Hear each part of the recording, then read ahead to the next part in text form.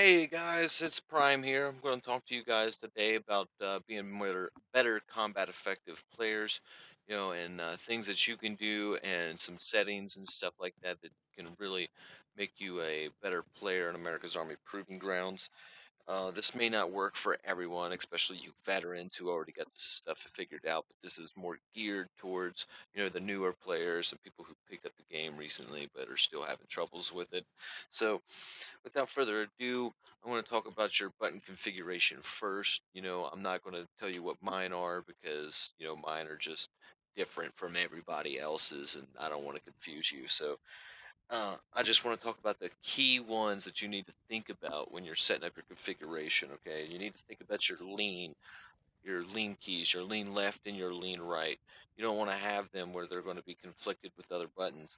All right, that's also going to talk about your throw and equip grenade, and I'll get into why later, but you do not need throw grenade. Go ahead and unbind that. You need equip grenades, okay?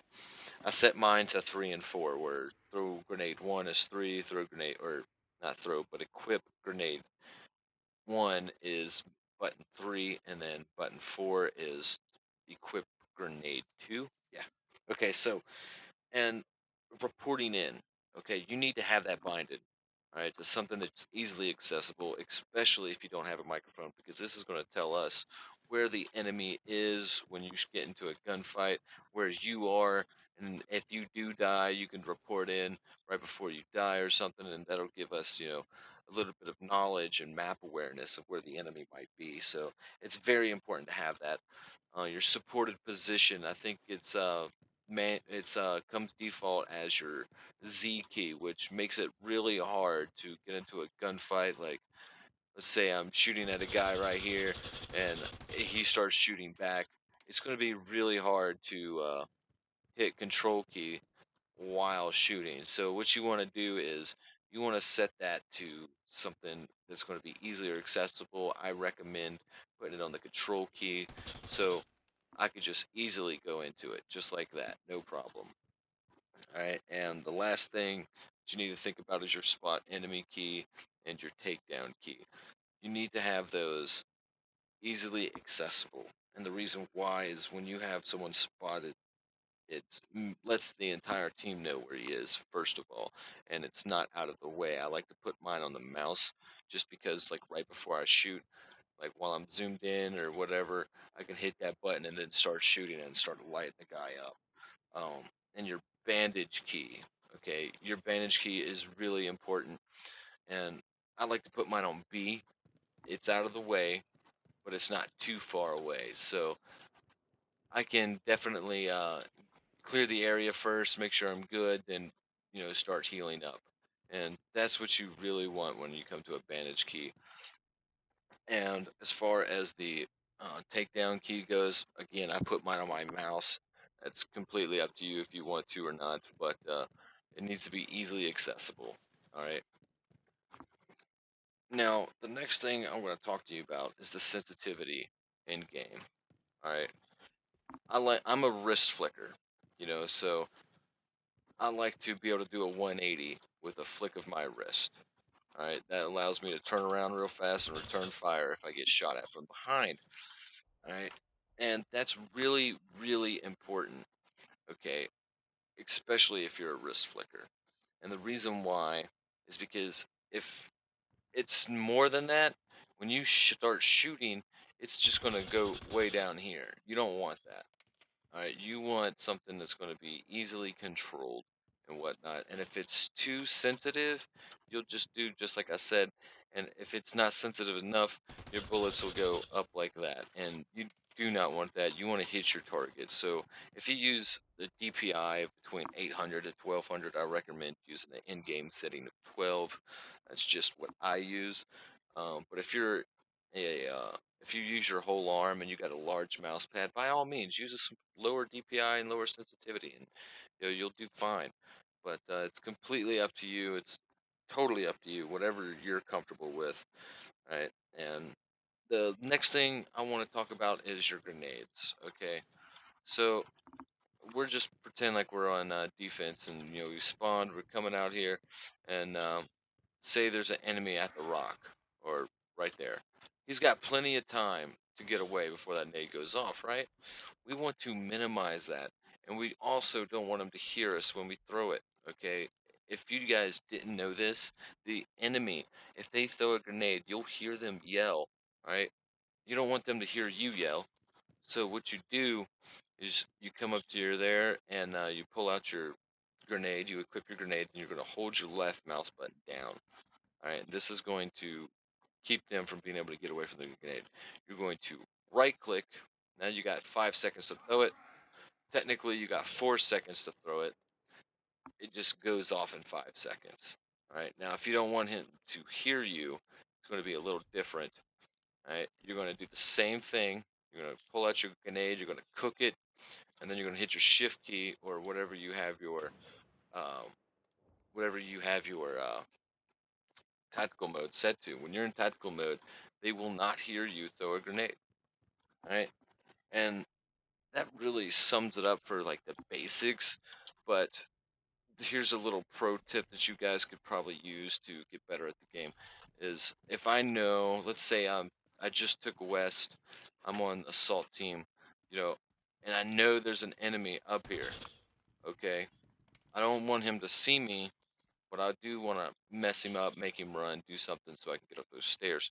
So I'm going to come up here and I'm going to cook my grenade and then I'm going to bounce it so that it explodes in air. That was horrible, but I want it to explode in the air so the guy has no time to get away from it and I possibly get the kill. I could do it really well with the flash. See, that blew up in air. It flashed me. I wasn't supposed to run in there, but I did. But you get the point. The good thing about that is the enemy one did not see you. Two, you could possibly get the kill without him seeing you either. So it's a really safe way to do it is start bouncing your grenades. If you are a complete new guy, you need to get into a server or go into practice mode and really practice using those grenades and those flashes and things like that and kind of figure out how they work.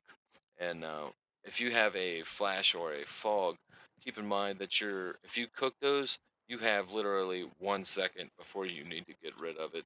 They go off in about 3 seconds, and uh, I just I cook them, but I cook them and then throw them right after I cook them. So that's just how I do it. You can do it however you want to. Maybe you want to flash yourself. Who knows? But holding corners, holding and taking them, that's probably what's going to get most people killed in this game. If I want to hold a corner, like I know enemy is in the boiler room here, I want to make sure that they can see me at the last second, but I see them before that. So I want to lean. Okay, and the way I lean is, lean left is my Q key, lean right is my E key, and they will not see you until it's too late. Okay, and that's how you would hold a corner. But if you need to get into like the perfect position, like say, look at that, I can't see him, I'm going to shimmy. Okay, and the way you shimmy is you lean and then you tap your strafe key in the direction that you're leaning. Okay, and now look at that. I can get the perfect view that I need. All right, now, if you were going to take a corner, okay, you need to take corners as wide as you possibly can because if you take them wider and you're leaning, like, so let's say there's a enemy right here, okay, and he's leaning. If I take this corner wide, I will more than likely see him before he sees me. I'll see just the tip of his head sticking out, and I'll be able to kill him without him seeing me at all. If I was close, however, if I was trying to do that from right here, he's going to see me every time. It's just the way things work. You can go into a geometry uh, software or program or whatever and look at it for yourself. But I'm telling you, true, you need to take those corners wide. Never, ever, ever do a combat slide around a corner when you know the enemy is there.